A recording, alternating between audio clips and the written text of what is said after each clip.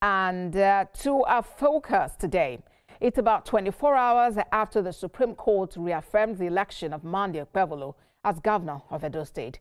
It was a day of jubilation across Edo State as residents trooped to the streets in large numbers to celebrate the Supreme Court judgment, affirming Okpebholo as a duly elected governor.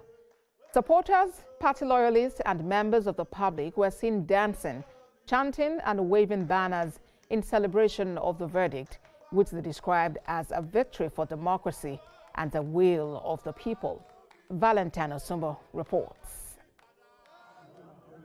The Apex Court found no reason to set aside the concurrent judgment of both the Court of Appeal and the Edo State Governorship Election Petition Tribunal, which returned Okpebholo of the All Progressives Congress APC as the valid winner of the governorship election.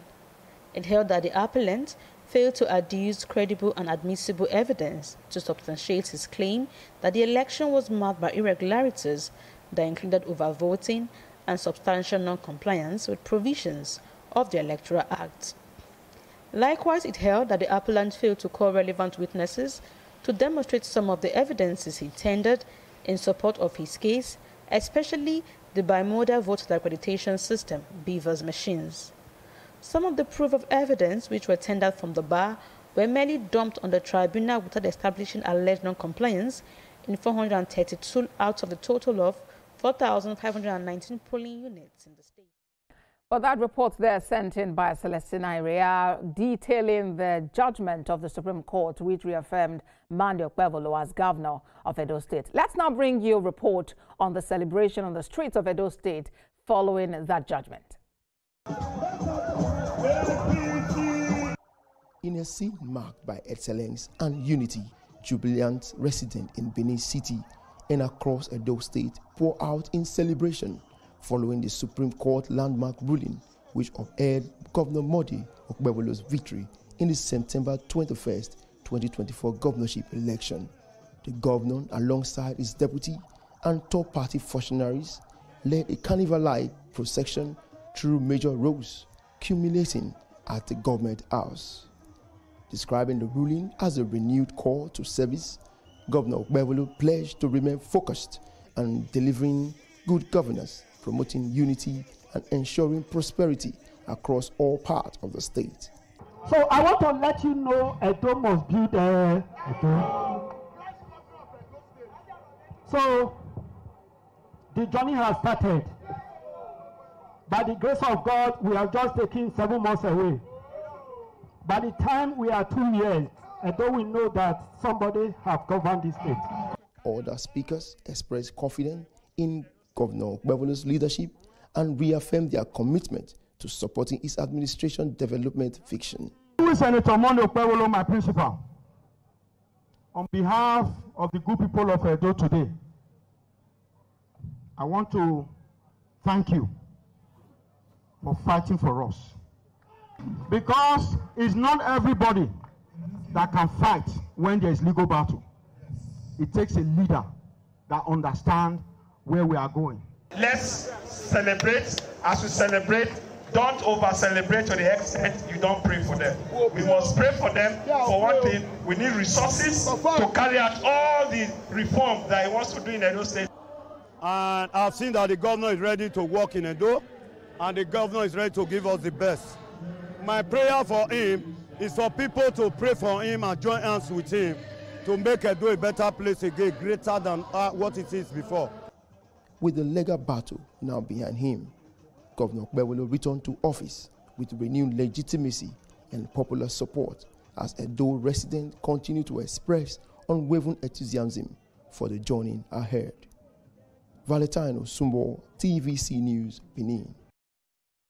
While Governor Okpebholo, his party and loyalists celebrates this victory, candidate of the PDP, Asue Ighodalo, has actually said he feels a deep sense of betrayal by the decision of the Apex Court, although he accepts the finality of its decision. Let's bring in Special Advisor on Media and Publicity to Edo State Governor Osiogogi Okwemoye for more on what this judgment means for Edo State. Mr. Okpebholo, good to have you join us on the program. Congratulations on your principal's victory, but let's do a bit of playback just so we can learn from it. Some have described your victory as a slim one. What does this mean, and what does this say about the level of acceptance for Governor Okpebholo? Thank you for having me. Always a delight to be here. I don't know what you mean by a slim one. I mean, it's what I'll call a flawless victory. The body responsible for conducting elections, INEC, declared Governor Okpebholo as winner. They went to the tribunal declared Governor Okpebholo as winner. They went to the appeal court affirmed the decision of the tribunal. They went to the Supreme Court did the same thing by affirming. Now what makes it beautiful is that all of these legal judgments were unanimous. At the tribunal, all the judges, arrived at the same conclusion. At the appeal court, all the judges arrived at the same conclusion. At the Supreme Court, all the judges arrived at the same conclusion. No single dissenting judgment. So that cannot be termed a slim victory in any way. That was a flawless victory. And it's because from the beginning, there was nothing. There was no case. There was no substance at all. So it was a journey in futility. It was a journey to nowhere for the PDP and their candidate. And it has just reached its logical and conclusive end. So, I mean, this was a massive victory for Edo people. It wasn't slim by any margin. It was decisive. It was a final and effective knockout to whatever case the PDP and their candidate had. To say it's actually about whether you were able to clean the 3 senatorial districts, north, central, and south of Edo State. But let's talk about the olive branch. More often than not, we hear governors talking about we're extending the olive branch. We want everyone to work with our government. How exactly is Governor Okpebholo carrying everybody along? From day one, from the day he was sworn in, Governor Okpebholo extended the olive branch to the guys on the other side to join him in developing Edo State. Governor Okpebholo's position and his ideology towards politics and governance is that we are leaving he was a very successful person before he went into seeking for public service. So having left that, the only reason you should be seeking for public office is to better the lives of the people of the location that you are trying to, serve, He believes that during politics and during campaigns, we can take our partisan positions, we can campaign for our candidates, we can go to, we can have our contests and contentions. But once the process has been concluded, and a winner has been announced, it is expected that for people who had noble intentions to serve the people, for people who had pure intentions, if truly your reason for seeking public office was to serve the people, now that there is a government that will be in office for the minimum the first 4 years, join hands with the person who has been elected to see how, the people can have public service at the end of the day must always be about the people. So from day one, he let the guys on the other side know that, politics is over, campaigns are over, elections have been concluded. Let's join hands and let's, develop Edo State. If for whatever reason you have to play opposition politics, because opposition politics is part of our democracy and it has its place and its positivities. If you have to play opposition politics, maybe because you belong to a political party, let it be constructive, let it be people-oriented. Where the government is doing right, at least be honest about it that things are being done. And where you think there can be a difference, you offer constructive criticisms. And that's why in developed climes, we have, some of them have what they call a shadow government, where you put together a pseudo government that scrutinizes the policies and the activities of the government in power. So it's an appreciation of the place of opposition. But he has always extended that olive branch. And now that the legal processes have been concluded, we expect that they will come in. And to be factual and to be honest, we already have several people from that side already joining us. For example, the House of Assembly is almost totally APC now. You don't have to leave your political party, but at least join hands with the government. And so many people, because Governor Okpebholo is soft-spoken, quiet, doesn't talk much, a lot of people weren't sure what to expect. But in the last 8 months, with the kind of activities he has carried out, with the kind of impact he has made, a lot of people have realized, no, this is a man who's genuinely committed to developing the state and improving the lives of people. And we've gotten support from a lot of people on the other side. So we hope that the remaining ones, now that the legal processes are concluded, would also join hands with him. He's always extended that olive branch, and that olive branch remains till today, until this time. All right, Mr. Okpebholo, we need to take a quick break now. When we return from that break, we'll continue from there and talking about what we should expect going forward. Please stay with us, everyone.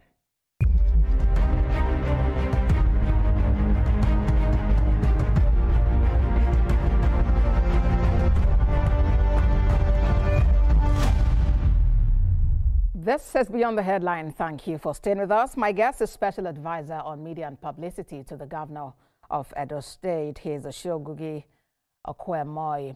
Now, litigations are over. What should we expect from the administration of Monday Okpebholo? A continuation of practical governance, a continuation of policies that better the lives of the people, a continuation of people-driven and people-centered governance. Those of us who work with the governor have imbibed his ideology, where he's made people understand that public service is not rocket science. Governance is not rocket science. Governance should not be complicated. It's a simple situation of what do the people want? What do the people need? Provide the funding and provide those needs for them. It shouldn't be more than that.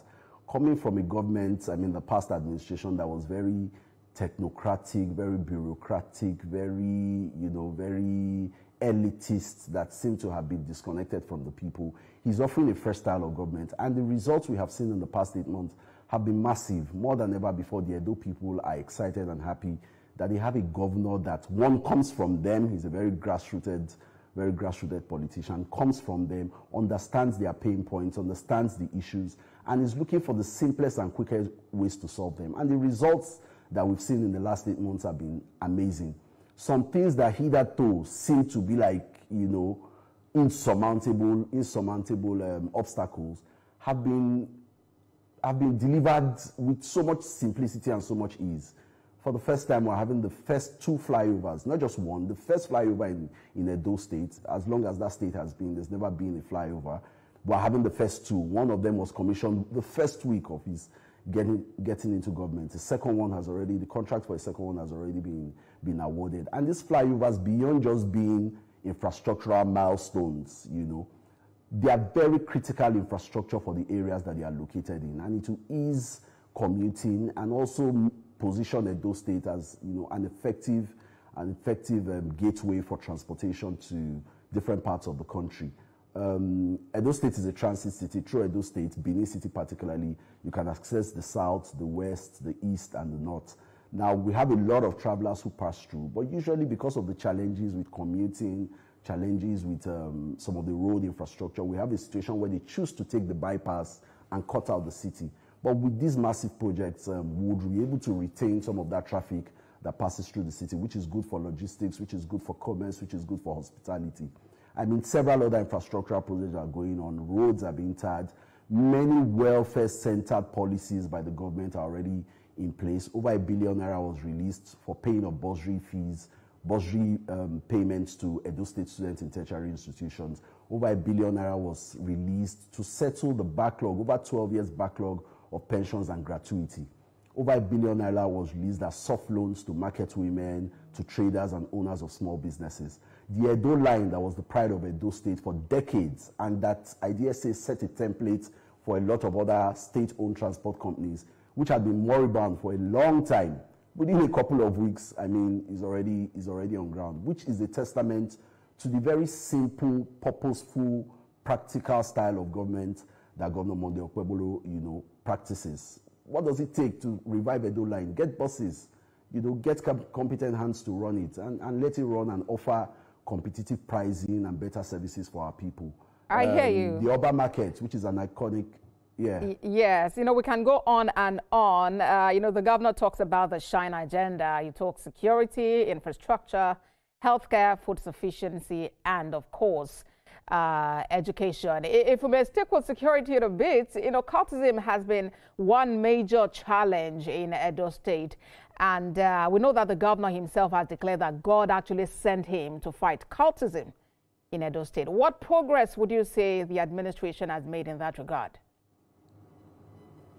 No government in the history of Edo State, since this issue of cultism became an issue, has confronted the cultism issue as headlong and as decisively as Governor Okpebholo has done it. What's interesting is that as at when he was sworn in, there was a very serious one raging at that time. Several lives have been lost. When I say several lives, they are talking of over, I mean, in dozens, over 20 lives have been lost. These are young Edo lives, our future, you know, making the state ungovernable. Immediately he came in, he employed the carrot and the stick approach, where he brought the groups together and he read the riot act to them that for whatever reasons or whatever nobody says you shouldn't join whatever you want to join as long as it's within the law and it's legal, but that you will make the state uncomfortable for other people and take lives will not be accepted. And, you know, he engaged them, spoke with them, and they had agreements. Unfortunately, maybe he expected, being a very foresighted person, he expected that there's a possibility these people, you know, won't keep to this conversation. So he worked with the State House of Assembly to review the state anti-kidnapping and cultism law to provide for stricter punishments and stricter, you know, consequences of engaging in things like that. That law, for the first time, captured those who don't participate in the activity but support it, maybe with funding or with any other kind of support. Those people have been captured in that law as being liable for punishment. It also captured people who provide safe haven for them. So you have a house, you know you have cultists in the house, living in the house, cult activities are planned in your house, but because you've collected rent, you turn a deaf ear, you know what I mean, yours is just to take the rent. Governor Okpebholo believes that in solving the problems of Edo State, everybody must be hands-on. So the law was reviewed and it was communicated to everybody. The next time that issue came up, I mean, the full weight of the law was brought on, which saw, I mean, it went as far as seeing the destruction of the headquarters of a major organization, you know, involved in such practices. So we've seen a relative, you know, reduction, massive reduction in the issues of, in the cultism issue. And now it's become, I mean, it's become a very, very serious issue that everybody is conscious of. Landlords are very careful about who they give properties to now. Whenever they see anything going wrong, they are quick to report to the authorities. So the cultism issue has been dealt with, you know, to a very, very major extent. I hear you. You know, one of the major challenges, circumstances now that Governor Okpebholo has had to deal with was that of the Uromi killings. Tell us, what is the stance of Edo State on livestock agriculture, livestock farming? How is it done? What is your stance on, you know, the relationship between farmers and herders in the state? Okay, so we really don't have farmers and herders issues per se. What we have are criminal elements in our bushes, you know, that come out to cause havoc. And we must agree that it's not a state-situated problem. It's a national problem. These guys are very fluid. They stay in the bushes and they move across boundaries. They don't recognize boundaries. So you have a situation where they could be in this state today, tomorrow they're in this state. So I think the proactive measure every state government needs to take is to ensure that they don't find your space comfortable, which is what the governor has been doing.